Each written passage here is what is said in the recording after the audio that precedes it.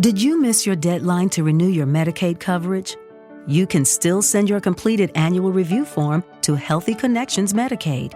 You may be assigned to another health plan, but you can ask to come back to First Choice within 60 days of renewed Medicaid eligibility. It's your family. It's your choice. First Choice is the right choice. Renew and choose us. Visit selecthealthofsc.com/renew to learn more. If you're getting ready to do your holiday shopping at Sephora, Nike, or Neiman Marcus, make sure you head to Rakuten first. Rakuten helps you save big on whatever you're buying for the holidays. Getting gifts for friends and family? Get some cash back for yourself. Plus, save on festive home decor, party outfits, and that trip to see your fam. With Rakuten, you can earn cash back on top of the biggest sales of the season, so you get the most savings. And it's easy to use. Just start your shopping at Rakuten.com or use the Rakuten app, and you'll get your cash back payments through PayPal or check. Rakuten partners with over 3,700 stores. The stores pay Rakuten for sending them shoppers, and Rakuten shares the money with you as cash back. Join for free at Rakuten.com and get the Rakuten app. That's Rakuten. And now, Monitor brings you Meet the Press, the prize-winning interview program which is produced by Lawrence Spivak. Ready for the unrehearsed conference are four of America's top reporters to talk with Dr. Henry Heald, president of the Ford Foundation. Now, here is the moderator of Meet the Press, Ned Brooks. On this Christmas Day, when the spirit of giving is high in the thoughts of everyone, Meet the Press interviews Dr. Henry Heald, the head of a great philanthropic organization. The Ford Foundation was started by Henry Ford in 1936. Since then, it has given away more than $1.25 billion. The bulk of its expenditures has been in the field of education, and its broad aim is to encourage projects in the public welfare throughout the world. Dr. Heald has won wide recognition as an educator in business and in government. He is an engineer who became head of Illinois Institute of Technology, then president of New York University. After 30 years as an educator, he became president of the Ford Foundation in 1956. He recently served as chairman of a committee which prepared for Governor Nelson Rockefeller a report on higher education in New York State. And I will start the questions with Mr. Spivak. Dr. Heald, a great many people envy you your job. They say all you have to do is to give money away. Now, as president of NYU, you raise millions of dollars, and as president of the Ford Foundation, you've given millions away. Which do you find easier? Well, that's a question that I'm frequently asked, Mr. Spivak. When I was raising money, I thought it was an extremely difficult task. I thought it must be very easy if all you had to do was to give it away. But when I got around on the other side of the table and found out that I had to give money away, that seemed to me even more difficult than raising money. At least when you're raising money, you do not have to be concerned whether your prospect is spending his money in the best possible way or not. You know he is, because you're asking him for something you believe in. Well, what do you find some of your major problems, though, in giving money away? Well, of course, the major problem that a foundation has in giving money away is the basic responsibility that we have to use every dollar as wisely and as effectively in the public good as it is possible to do. Therefore, we're always a little dissatisfied with ourselves because we can never be quite sure that we have made the right choices, and frequently it takes a long time to find out. As you look back over the past 10 years of the Ford Foundation's giving away of money, what would you say has made the greatest impact? Can you pick one project or two projects? Well, there are numerous projects in which the Ford Foundation has engaged which have made significant impact. I suppose the greatest impact, certainly from a public standpoint, at a particular time, was the day along back in 1955 when the foundation announced that it was going to give $200 million to hospitals and $260 million to private colleges and $100 million to medical schools, all on one December afternoon. This really made news. And I happened at that time to be on the other end. I was at New York University. I received word during the course of this day that New York University was going to get $5 million. I can assure you that nothing more exciting could have happened to me. Have you had a chance in the last few years to check on what that huge grant of close to $600 million has accomplished? Yes, we've checked as carefully as we could, and all of the reports we get indicate that it served as an important stimulus to raising salaries in higher education, as an encouragement to the hospitals and to the medical schools who participated. It's difficult to say that these things wouldn't have happened without the grant, but certainly many people tell us that they did facilitate it, and there's a good deal of evidence of that. May I have one more question? When you make your grants, how much attention do you pay to the danger of controversy, of stirring up real controversy? Well, inevitably not inevitably, but many times there is possibility of stirring up some controversy in things that a foundation does. Some of its grants lead to that. We don't make grants for the sake of creating controversy, but if the grant is important, and if it's something that the staff and the trustees of the foundation are convinced should be done, then the grant is made, even though it might be somewhat controversial. Mr. Oakes. Dr. Heald, I would like to ask you one or two questions about your recent report on New York's higher education, the interest of which I'm sure goes beyond the confines of this state. You said that the people of New York will not stand by and see their young people given less than the best. Now, if this means a massive increase in state aid, which is what was indicated, could you apply this same principle to federal interest in education, to federal aid also? And if so, in what direction do you believe that the United States government should increase its interest and assistance to education? Well, I think we start from the we start from the recognition that education is an important factor in American life, and it's more important today than ever before. It's an important factor in the world position of America. And because it is such an important factor, and because we are faced with such rapidly increasing expenditures in education, it becomes a matter of concern not only to state governments but also to the federal government. And there's no use assuming that it is not going to be of concern to the federal government. I'm sure it is going to be of increasing concern. Now, the question is then, what's the best way in which the federal government can participate? We don't want to take away local initiative. We don't want to take away local control to an unreasonable degree. What we want to do is to find ways and means whereby the federal government can, where necessary and desirable, supplement other sources of support for the improvement of the educational process. Now, have you formed an opinion in your own mind as to the best method of doing this? Should it be through aid to school construction? Should it be through aid to teacher salaries? Should it be both? Well, I think it's it seems to me relatively unimportant whether you try to aid school construction or aid teachers' salaries. If you're going to aid the public schools and can provide funds to a responsible organization in a way which will not remove from them the incentive of helping themselves, then let them use the funds for whatever they want to whatever they want to use it for. Let the state determine. Let the state determine.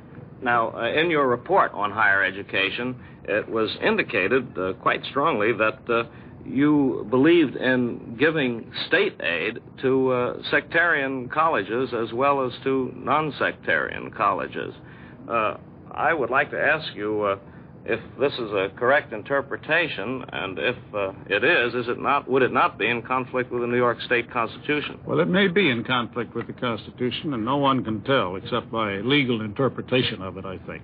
What our committee did say was that it felt that the importance of a balanced system of education, public and private, in other words, the maintenance of strong private institutions and strong public institutions in New York State, where we have an especially heavy weight on private education at the present time, was sufficiently important so that some modest state aid should be given to all of the institutions which were performing a standard job of educating young people. Now, isn't this breaking down the dividing line between secular government and parochial schools or religious schools? And furthermore, can you draw a line here between this kind of aid to higher education, institutions of higher education, and secondary and I elementary. think you can very easily draw a line if you're interested in drawing that line between the two. The problem is quite different. Just in New York State, for example, the state supports in a reasonably generous fashion its public schools. Its support of higher education has been very niggardly, relatively speaking, compared to the other states of the Union. Therefore, we have the choice of spending all of our money in support of new public higher education or supporting some of the existing institutions which have been doing the job. We also have another thing in New York which no other state has, and that is a Board of Regents which determines what kind of degrees can be offered by every institution in each curriculum and approves each curriculum that the institution offers. This is a protection against these programs becoming programs in religious education or anything of that sort. The Board of Regents has full power to approve or disapprove institutions to whom the grants would be made. Miss Ferrer. Dr. Heald, I'd like to go back. You said something about New York State supporting its schools far better than higher education. I recall a speech that you made in 1959 in which you said that New York, the richest city in the world, had a school system which was riddled with political haymaking, horse trading, strangled by mountains of paperwork, and that the city lacked a first-class system because the people didn't want it badly enough. Now, why and what can be done by other major cities, as well as New York, to improve their schools? Yeah, well, in that particular speech, I was addressing myself to the problems of administration of the school system in New York City. I wasn't talking about a shortage of money or a surplus of money, although compared to many cities, New York schools have fairly adequate sums of money. But the problem is not the amount, at that particular time, was not the amount of money, but the machinery of administration.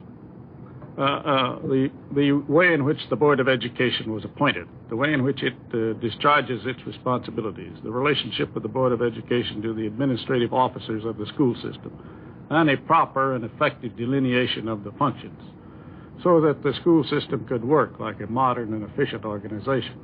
Yes, but when you say that the city didn't have a first-class system, are you referring only to administration? No, I'm not referring only to administration, because the effect of a poor administration, unfortunately, goes all the way from the top to the bottom, and it usually results in many features of a school system which are not nearly as good as they could be. Well, we know that since the Sputnik of 57, the public has been more concerned about the schools than ever before, and that there are many cities and communities all over the country that feel that their children are not getting the education that they should be getting. Do you agree with this, or don't you? Yes. I think that in many cases we have not done as good a job in education as we should have been doing. Fortunately, there is a renewed interest. There is an awareness on the part of the public of the importance of the fundamentals of education and of the importance of carrying each young person along as far as he can go within his own capabilities. Mr. McGee, excuse me. Mr. McGee. Dr. Heald, the foundation money, most of it goes for education with Health Next and then social welfare programs. These are areas in which the government also has extensive programs. Do you ever feel in any way that you're competing with the government?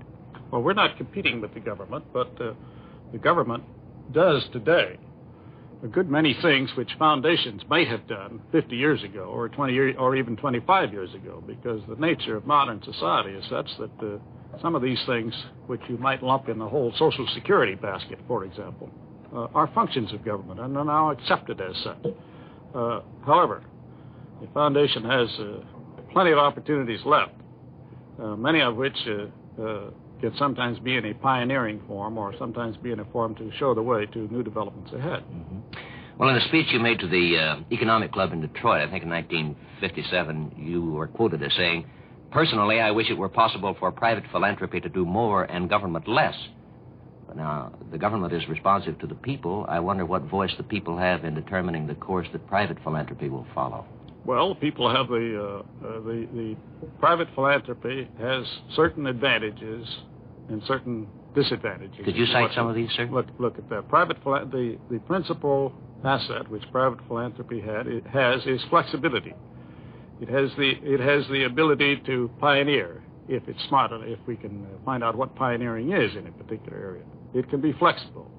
It can move relatively quickly in and out of a field.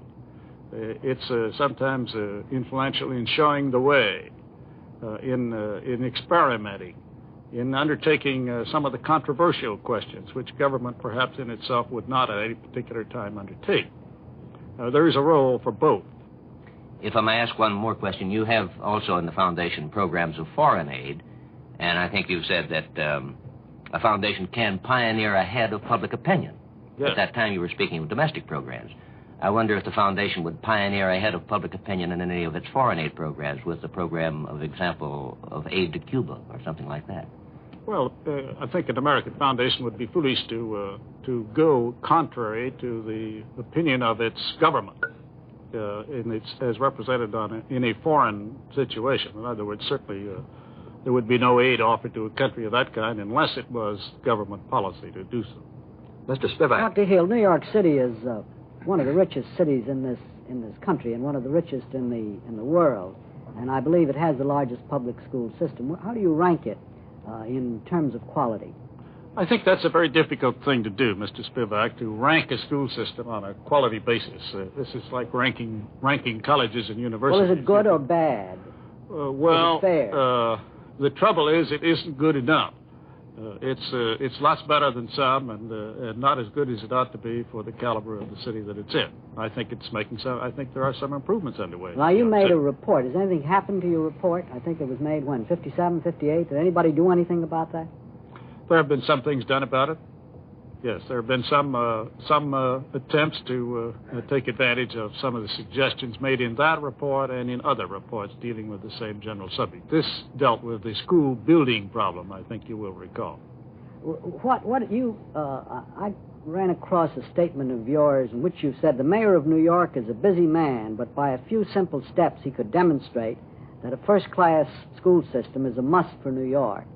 What were you talking about? Were you saying then that Mayor Wagner could remedy the situation if he really wanted to? The mayor appoints the members of the Board of Education, and the mayor, by and large, has the influence to determine how the Board of Education shall function. This is where it all begins. In short, if our school system isn't good enough, the blame does belong with the mayor of the city. That's where the responsibility. That's where it all starts. Where the responsibility heads up. Mr. Oak. Well, on this question, Dr. Heald, are we, so far as education in the United States goes, are we really in pursuit of excellence or more in pursuit of quantity? Do you think that many young people ought not to be in college, ought not to be going to college who are there, who could be perhaps spending their time in better ways? Well, it's always popular to say there are a great many people in college who ought not to go. And it is true there are some people in college who ought not to go, and there are some people in the wrong colleges, at the wrong levels. But nevertheless, I think America has pretty well decided that it is not going to deny educational opportunity to substantial numbers of its young people who have the capacity to get it. Therefore, these facilities that we're talking about when we talk about numbers are going to have to be provided. And they're going to be provided in one way or another. I might not be concerned about whether your son goes to college or not, but believe me, I want mine to go, you see. And this is a pretty widespread American custom. Now, we have a diversity of types of education. Junior colleges, community colleges, technical institutions, and four-year colleges, and so on. And this is one of the strengths of American education, is that we can have a great lot of different varieties of education. Hopefully, we get the people in the right places. I would like to move to the broader question of the Ford Foundation for just a moment.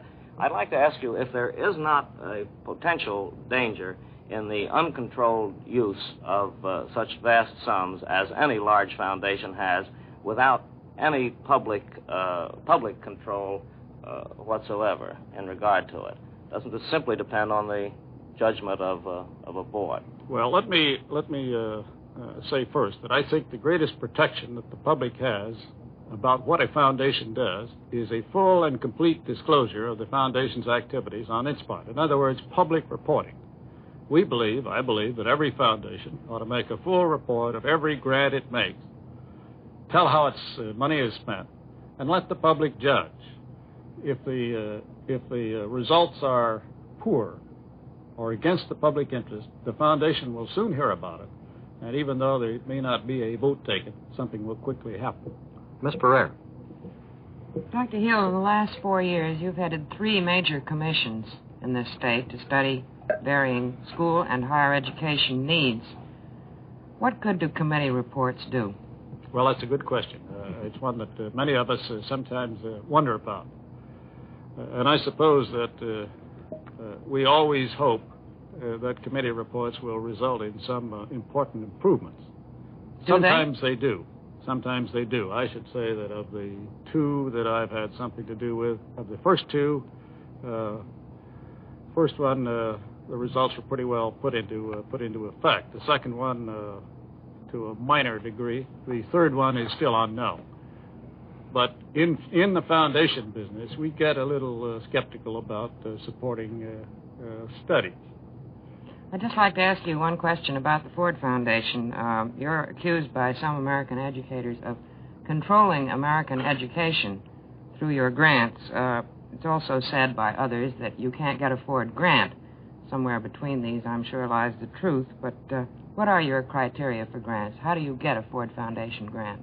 Well, there's no simple answer to that question as to how you get a Ford Foundation grant. The foundation has fields of interest. For instance, it's interested in what we call international training and research, because we think it is important that Americans know more about sections of the world which we customarily know very little about. We've made a lot of grants in that area, and we've made them to the institutions which were doing something about training people for this kind of work. We haven't made them to institutions which weren't. This, by and large, is how the grants are made. We have about 3 minutes. Mr. McGee. I'd like to return to this question of foreign aid, Dr. Heald. What advantage do you feel that a foundation has in undertaking a project in a foreign country that the government does not have? Well, there are some very substantial advantages, besides the regular ones of flexibility and ability and the capacity to act with a minimum of time and red tape. One is that in some of the countries of the world, a private foundation is more welcome than another government. They're not as skeptical. Some of the newly independent countries are not nearly as concerned about a private foundation as they are about another government. And by and large, the Ford Foundation in its overseas activities has developed the confidence of the countries in which it works. Well, sir, are these programs coordinated with the State Department? Well, the State Department knows everything we're doing, and we know everything they're doing, but they don't tell us what to do. Mr. Spivak. Dr. Hill, one of the most controversial aspects of your report to Governor Rockefeller was on the charging $300 tuition at the state and city colleges. The municipal colleges of this city have been free of tuition, I think, for 113 years. Don't you think, really, that there ought to be more free colleges rather than less? No. I think public higher education is to be encouraged because it makes available higher education to people of relatively low economic, relatively low incomes. This is the purpose of public higher education. But this does not mean that they have to be absolutely free. And as a matter of fact, there are no completely free universities, state universities, that I know of in this country. Now, I don't care whether the figure is $300 or whether it's $100 or whatever it may be. It isn't an efficient and economical use of the limited resources that we have for higher education to provide free tuition for everybody who is able to pay. Well, now, most children get 12 years of free education, elementary and high schools. Now, why is that all right, and why should they be made to pay for college education? Well, we have to draw the line on the amount of on all of these good things that we want to do. Somewhere they have to be paid for.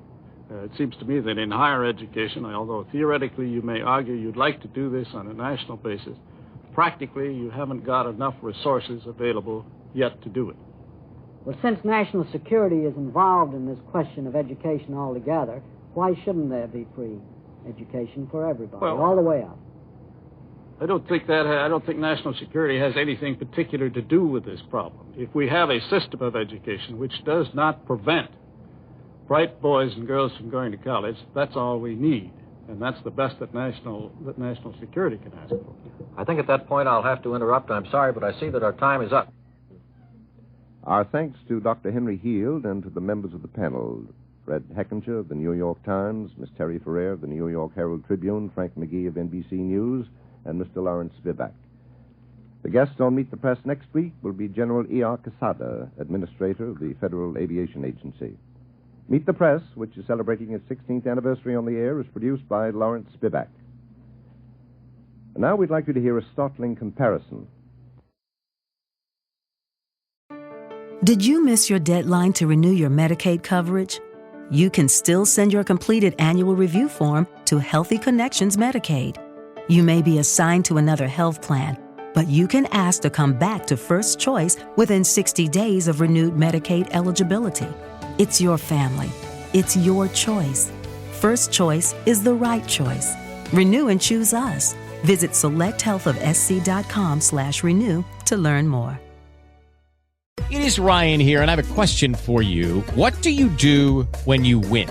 Like, are you a fist pumper, a woo-hooer, a hand clapper, a high fiver? I kind of like the high five, but if you want to hone in on those winning moves, check out Chumba Casino. At ChumbaCasino.com, choose from hundreds of social casino-style games for your chance to redeem serious cash prizes. There are new game releases weekly, plus free daily bonuses, so don't wait. Start having the most fun ever at ChumbaCasino.com. No purchase necessary. VGW Group. Void where prohibited by law. See terms and conditions. 18+.